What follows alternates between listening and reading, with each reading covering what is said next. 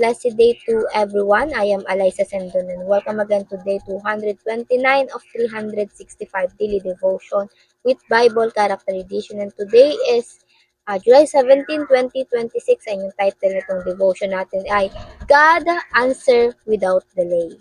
Kung sa oras natin, pakiramdam natin napakabagal ng Diyos. Pakiramdam natin ang Diyos ay hindi kumikilos.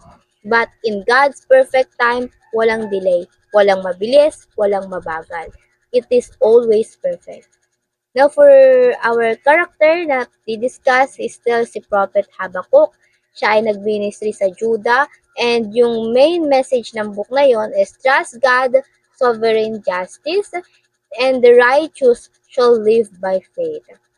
And from yesterday devotion, yung scripture natin tinalakay is chapter 1. And it is the question Prophet Habakkuk asking to the Lord. Ito nga yung, how long, Lord, sabi niya, how long must I call for help but you do not listen? Kasi yung sitwasyon ni Habakkuk that time, puro kasamaan yung nasa paligid, puro violence, at ang sagot naman ng Diyos is not in a way He expect. Kasi ang Lord, magulo na nga, ay nagre-raise pa ito ng mas magulo, mas masamang mga tao para padala doon sa bayan na yon.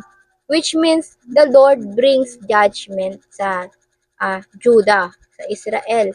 Kasi nga, kapag magulo yung tao, pag masama yung tao, magpapadala ang Diyos ng mas masama pa para gawin itong parusa, affliction doon sa masamang tao.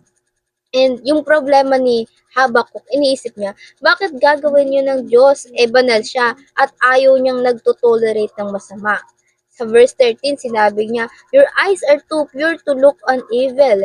You cannot tolerate wrongdoing. Now, ang sagot na naman ng Diyos dito sa chapter 2, verse 3, this vision is for a future time. It describes the end and it will be fulfilled. Mangyayari at mangyayari to. If it seems slow in coming, wait patiently. Ito naman yung para sa mga righteous na tao. Wait patiently, for it will surely take place.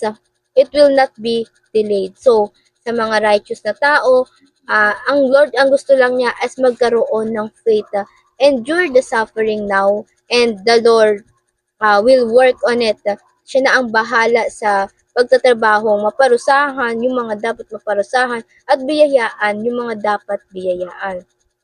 Now, para sa ating katuruan, number 1, God has an appointed time to judge the wicked.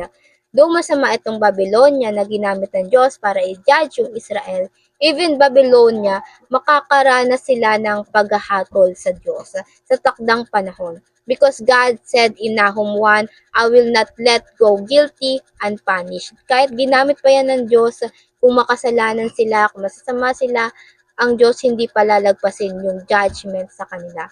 Babylonia is so wicked and that's what the chapter 2 describing them. But as the Lord said, yung judgment even for them will certainly come and will not delay.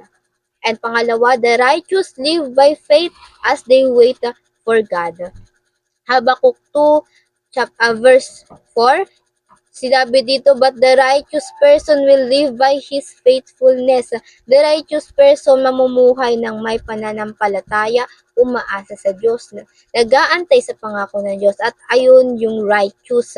Even the presence of chaos, yung suffering, yung mga problema, ang laging sinasandalan lang nila ay ang Panginoon.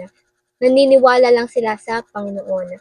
And pangatlo, the whole earth will be filled with the knowledge of the Lord. Ito yung isa sa pangako ng Panginoon. Even the Babylonia become a great empire, lumakas man sila, lumaki man yung sakop nila, babagsak pa rin ito because the Lord's kingdom will endure forever. Mananaig pa rin yung mga taong may Kristo, a people of God, those who glorify God in His appointed time. Now, para naman sa ating mga application, paano ba natin ito may sa buhay? Number 1, trust God promises more than your feelings. Why not feelings? It is because pabago-bago tayo ng emosyon. Our feelings, especially the woman, we are emotional unstable.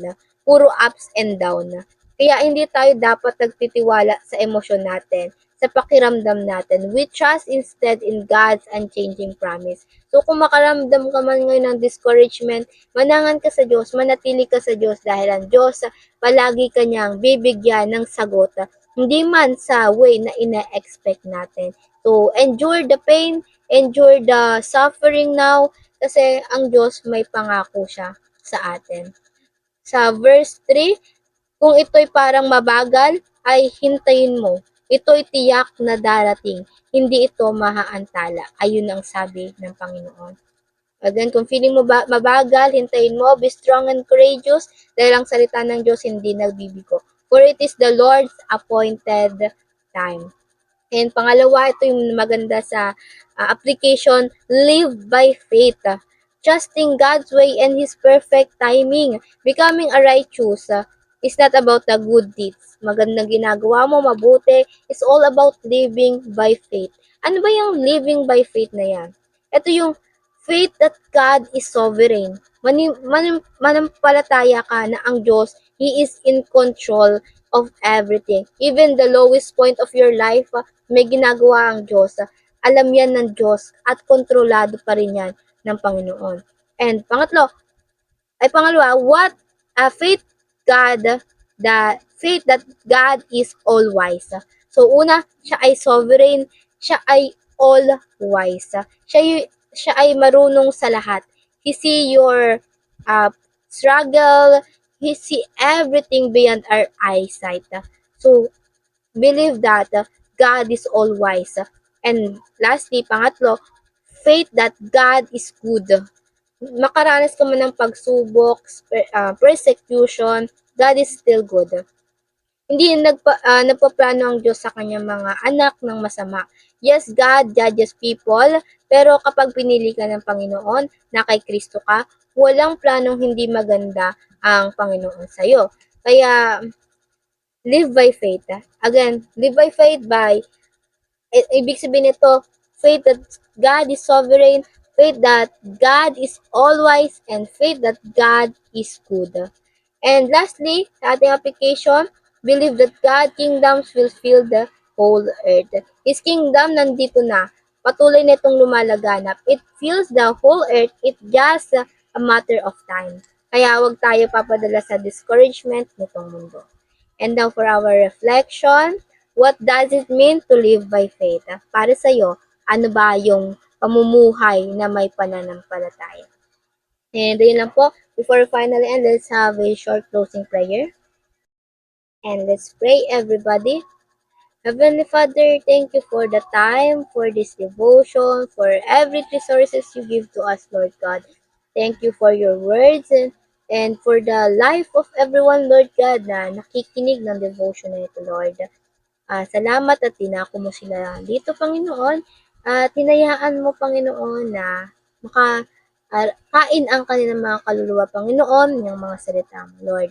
Lord, help us to wait patiently to you, Lord, to your words, Lord God, to your perfect timing, Lord God.